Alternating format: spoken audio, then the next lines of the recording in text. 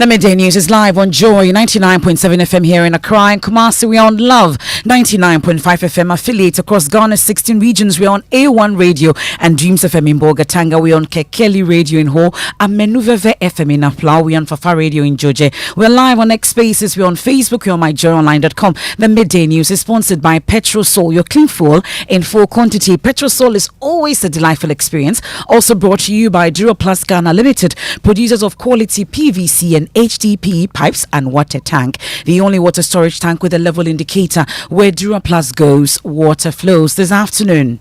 Kolebu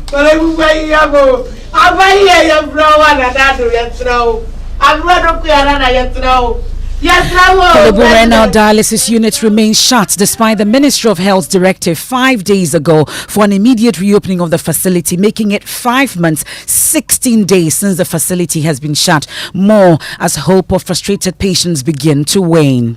This morning I went to Kolebu. They are still doing the ward cases from them. We are just praying the place we open so that we can go and have our dialysis so that we can live a bit longer. This person will call you. Have they opened? This person, that's all the force that is coming in. But the place is not open to us. I'll take you live to the Kolebu Teaching Hospital shortly. Also, we'll take a look at Vice President Dr. Mahmoud Bawumia's historic win over the weekend as he becomes the first Northerner and Muslim to lead the NPP to a major election since its establishment. When they come to the north, they come here and they tell us NPP is a Kambonga party. Don't vote for them. Isn't that what they say? We also have mixed reaction from the public on the outcome of the Flagbearer election. Plus, hear the views of political marketing analysts who believes Bawumia's win is a reduced legitimacy. But there is joy in defeat for the wife of Dr. Owusu Yakutu as well. So I just thank God that it's over. He's in one piece. I have him back at home. So I'm very happy. So I guess more time to spend with him then. Yes, of course. We have details of that. Also, government initiates formal negotiation with Trafigura over a 140 million judgment debt as Deputy Attorney General assures property belonging to the state in the UK at risk of being sold as safe. We are working on it. You know, there's a lot that goes on with litigation, including, among other things, settlement of some of the issues. But then I believe that very soon we should be able to give you some good news. We have sports. Head coach Prosper Nate Ogom is under fire as Kotoko's early season struggles continue. Much later, health officials are reporting alarming health concerns among residents in communities whose source of water has been polluted by illegal mining. Some of them came here with frequent urinating and also burning sensation when they are urinating.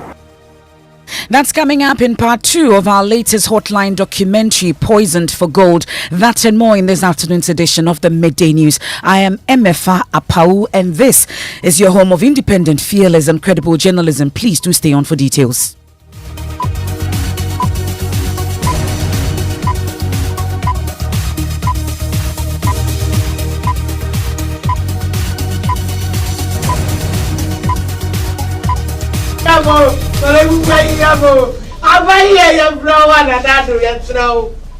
It's been 5 clear days since the announcement of a directive by the PR of the Ministry of Health communicating the sector minister's directive to management of the Kolebu Teaching Hospital to immediately reopen the renal dialysis unit of the hospital.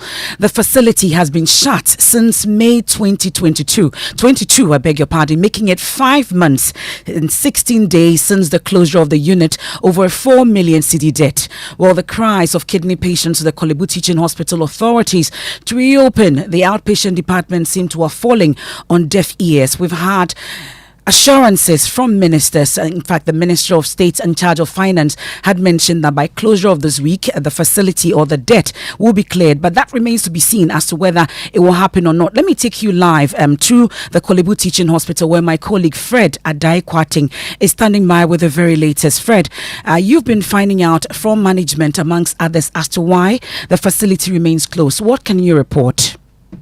Okay, so Emefa, I can confirm that as you indicated, the place is still not opened to OPD. I tried getting some answers from authorities. The information I gathered is that there is a willingness and attempt to open, but the plan has been encountering some challenges. That is why the place is still under lock and key to OPD. So currently, there's a plan to open the place, but as we speak now, the place is still not opened to OPD. And I'm sure whilst you've been there, you've had some patients trooping in there. What exactly has been the communication? They say that from the management as we speak. So as I indicated, the management is working on a plan to open the unit, but there's a challenge as we speak, of which they are not able to pinpoint what the challenge is. So it's still not open. But I've been speaking to some patients who reported today, and one of them told me that he reported today, as I indicated, but he's not been treated. He's going outside to find a different facility to undertake the session. Thank you very much. That's my colleague Fred Adai Kwating there, reporting from the Kolebu Teaching Hospital, confirming that the dialysis unit, that's the renal dialysis unit of the Kolebu Teaching Hospital, remains shut. That's 5 days since that announcement from the Ministry of Health communicating that there's a directive for the management to immediately reopen the facility. That remains shut. So what are the options for kidney patients? Joining us is President of the Renal Patients Association, Kojo Apawu. We've been interacting with him since the shutdown of the facility. Let's check if anything is new. Mr. Ahinkra, thank you so much for joining us here on the Midday News. Well, we know that the facility remains shut. I'm sure you've still been finding answers as to why 5 days after that directive, the facility remains shut. What have you picked up? Thank you very much, Emefa. But the problem is, I'm so surprised Kolebu is not speaking, coming out to tell the minister what the situation is. Because there are a couple of times the minister has said that they are owing the company, Fizinos, some 4 million Ghana cedis. And I remember you even came to your studios with the presidential advisor on health, Dr. Insian Sasari. And he also gave us a promise that they were going to pay that money. That is the challenge Kolebu is having. It's not anything. Until that money is paid, they cannot open. Until that money is paid, they can't open. Because the kind of consumables that they have there, if the unit should open to full scale for OPDs, we are number about 250. Within a week or two, they will close the unit again. So I'm expecting the Kolebu CEO to put his feet up and tell the minister the truth. This is my problem. I need to pay that money so that I can get more consumables. Then I can open the unit. People are dying, Emefa. People are dying. That brings me to how your members are surviving. I know those who have the wherewithal are getting the attention from other hospitals, but how about those who can't afford it? You die. Bottom line. You die. Since from May up to now, we've lost 19 people. We've lost 19 people. That was the last time. I've not even checked if they've lost other people again. People are dying. If you don't have money to go and afford it somewhere, you wait for your fate.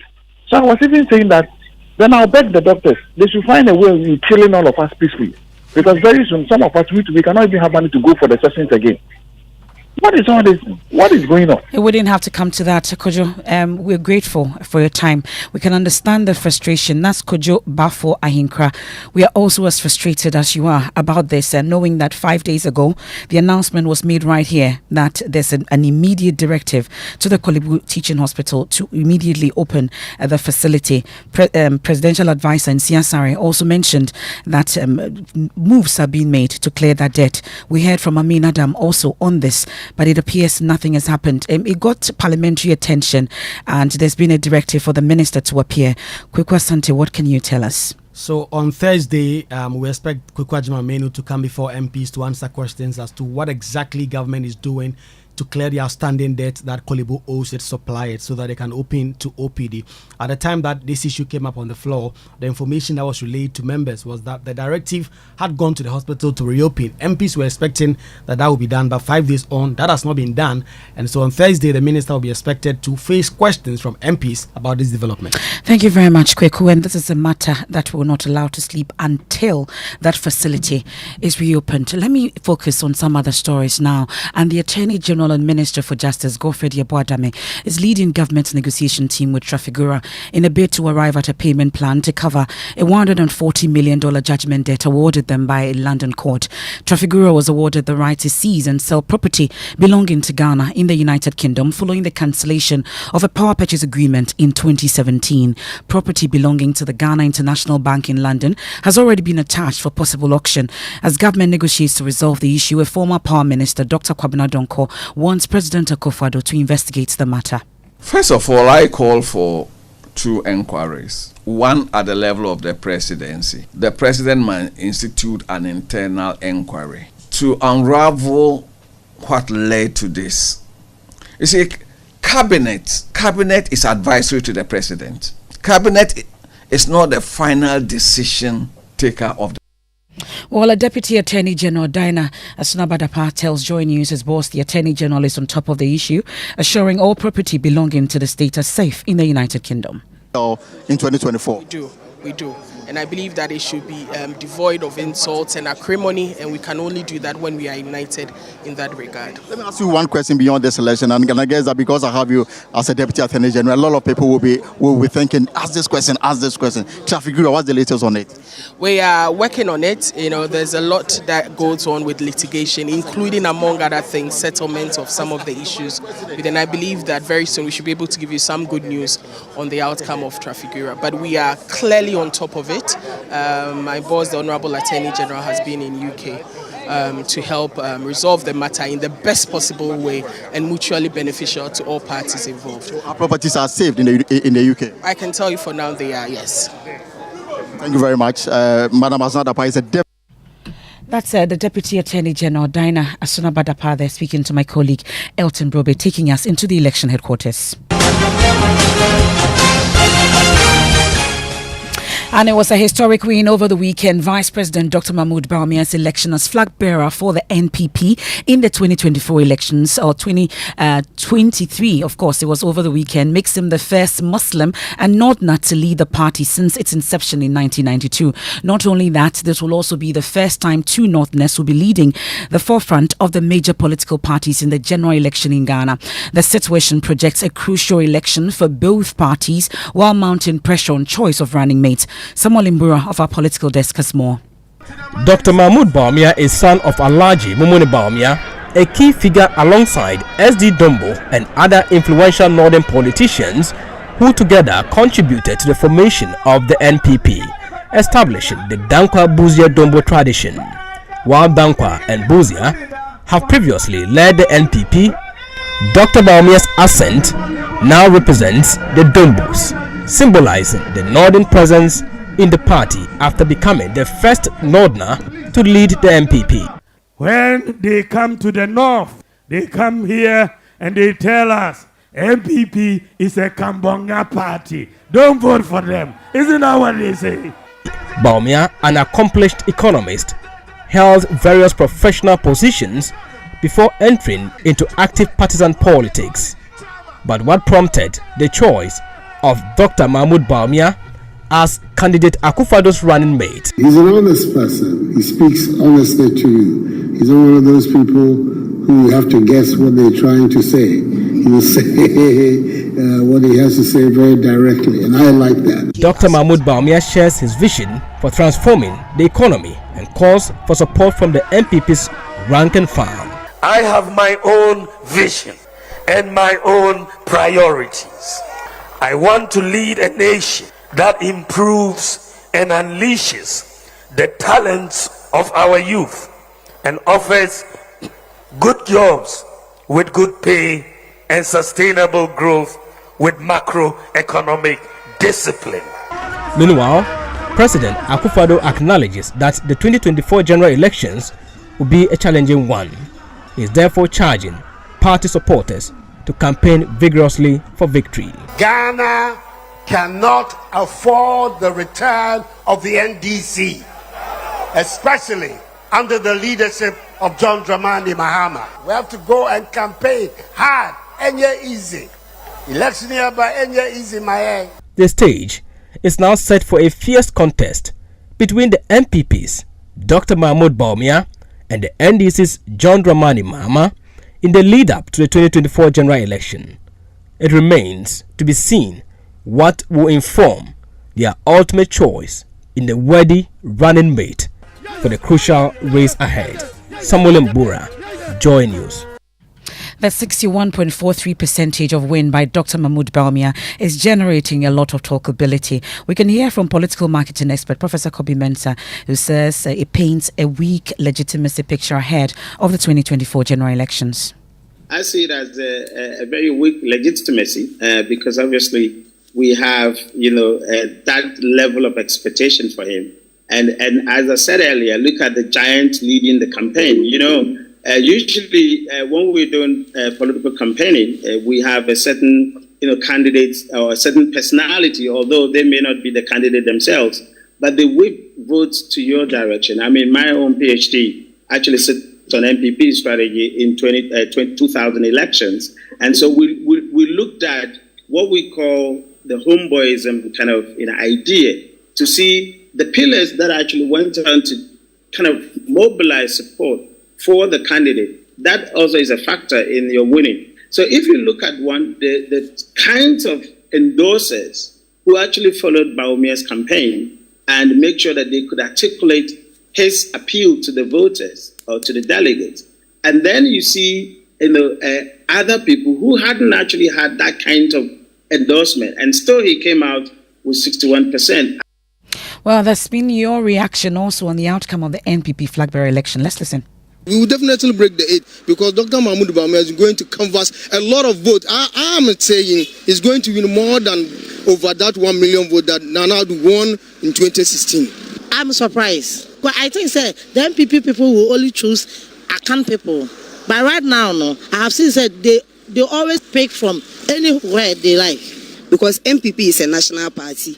And then the people of Ashanti region will say Asante Nkai. And they said that because when you come to Ashanti region and then you live with them in harmony, they will not even remember that you are not an Ashanti. When it comes to vote, they will vote for you.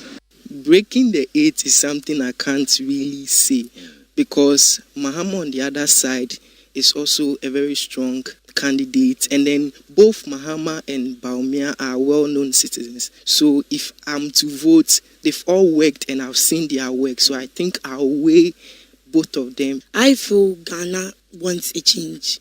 So they would go for Mahama. But Bawumia has what it takes because he was able to get more than 50% of the votes from the people here. After the election, Bawumia got 61 plus of the votes from his own people. And then in a team, if your people don't support you enough, the outside world do not support you too. I feel like he could have gotten more than 61% because it looks like part of the people in there are actually not for him. Because look at Mahama's votes, 90 plus among his own people. Some of your reactions there. We can hear from former Chief of Staff Kajun Pieni, who says there are problems that must be addressed. I believe that there is a problem within our party. That's my belief. After talking to people, after watching what's going on, my hope, my prayer is that the leadership will open their eyes, their ears, listen, see, and try to bring people. We should be open, talk to ourselves, accept what is wrong with us, and then try to correct from within. Those who have left, if you can bring them in, fine. Let's try to be ostriches. There's something very seriously wrong with the party. Well, there were also concerns of vote buying allegations that were made. Our interaction with some delegates mentioned that Dr. Mahmoud Bawumia gave some delegates 400 cedis, whilst his main contender, Kennedy Ohene Ejepong, also gave 300 cedis. Well, a key member of the campaign team of Dr. Mahmoud Bawumia, Sami Jemfi, has been explaining more. The nomination forms of the aspirant, it is stated that you must be resourceful. Either you have the resources or you must be resourceful for you to be able to help us as a party. Nobody runs a campaign from his pocket entirely. Not even Donald Trump could do it. And that is why all of them launched a fundraising form of activities. Many of the funds that I know from Dr. Bawumia's side was raised through many of these people coming together to help him. Was that your understanding? Are you admitting that 400 cedis was paid? I don't think it came from his pocket. So what we did was to assign and allocate all these people. But we said that no matter what support you want to give, please do not go beyond a certain threshold. Okay. Because it cannot be victory procured on the altar of purchase. So the 400 was to influence the vote? Because you cannot. 400 influence your vote? No, but are we getting to a point where we say that, let me finish, that delegates cannot go and exercise their civic responsibility without being given transportation. 400 cities transportation in Adenta. The NDC gave support to all delegates. All I'm saying is these major political parties, they always give support, the aspirants.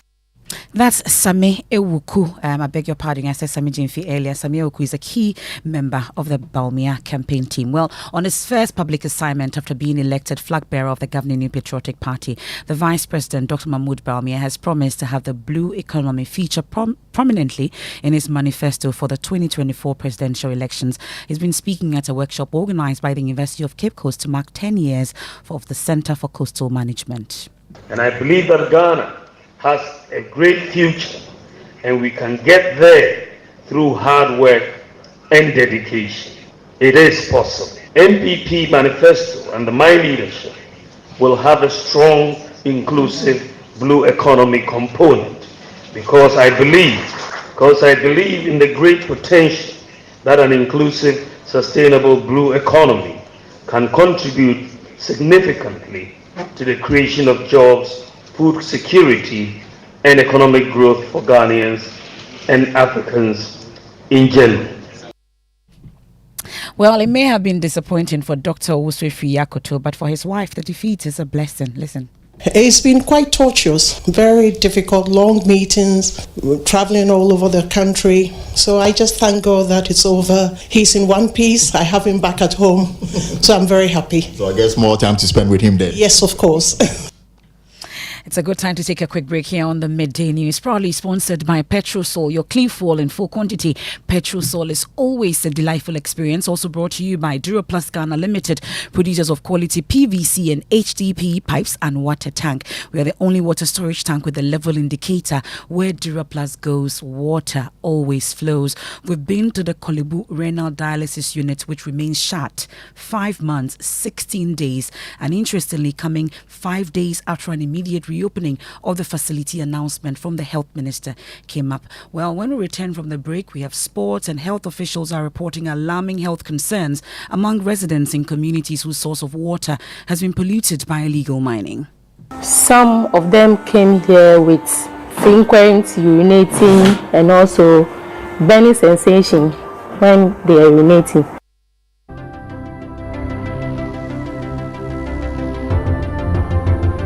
When budgets are tight and money difficult to come by, you want to be sure you get the best value for your money. These are not times to be spending money fixing expensive engine problems because of cheap fuel and lubricants. Drive to a Petrosol station today and buy your quality fuel and lubricants, and rest assured of fuel that lasts long and lubricants that prevent expensive engine problems. Hear the sound. Petrosol, clean fuel in full quantity.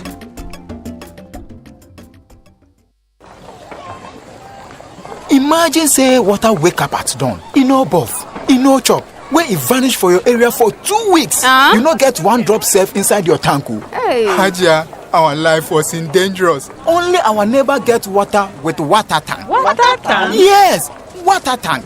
Mamma mia, that water tank get meter for checking water level. That water tank be fine past Kumasi Selendion.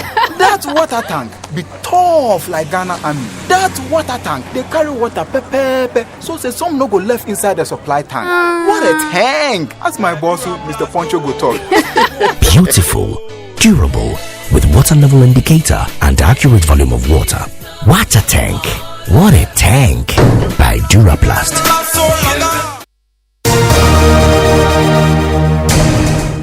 Many thanks for staying with us. Let's do sports. Mubarak. Yeah, thank you very much, Emefa. It's been a weekend to forget for Asante Kotoko, who suffered a 1-0 loss at the hands of Dreams FC in the Ghana Premier League. The Porcupines have secured only 2 wins in 9 matches, currently sitting in 14th place with just a point above the relegation zone. Now, the pressure continues to mount on head coach Prosper Nate Ogum, but the club for now, they say they are not prepared to part ways with him. Here's Steven Zando with more.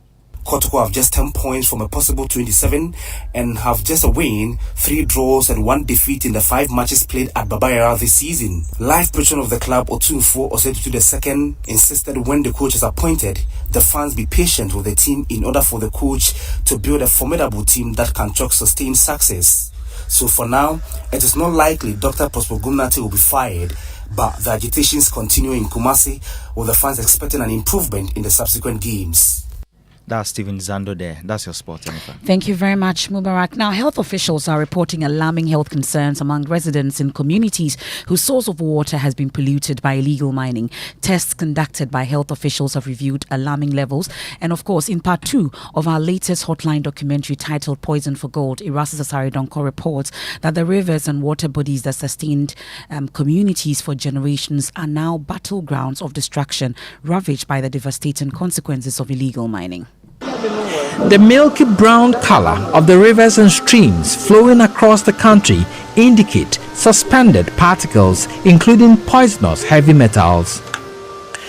2 years ago, residents of Ewusiejo in the Ahanta West district of the Western region were drinking the polluted water, but soon they started experiencing strange afflictions, as recounted by Theodora Yamua, a nurse in charge of the town's CHIPS compound.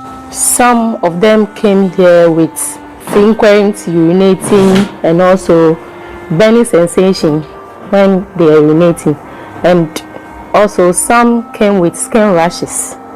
We fetched samples from the Tano, Brim, Butre, Ofin, Enuru, Ankobra, Pra, and other polluted sources of water to be tested for heavy metals at the Sheath Laboratory of the KNUST's Chemistry Department.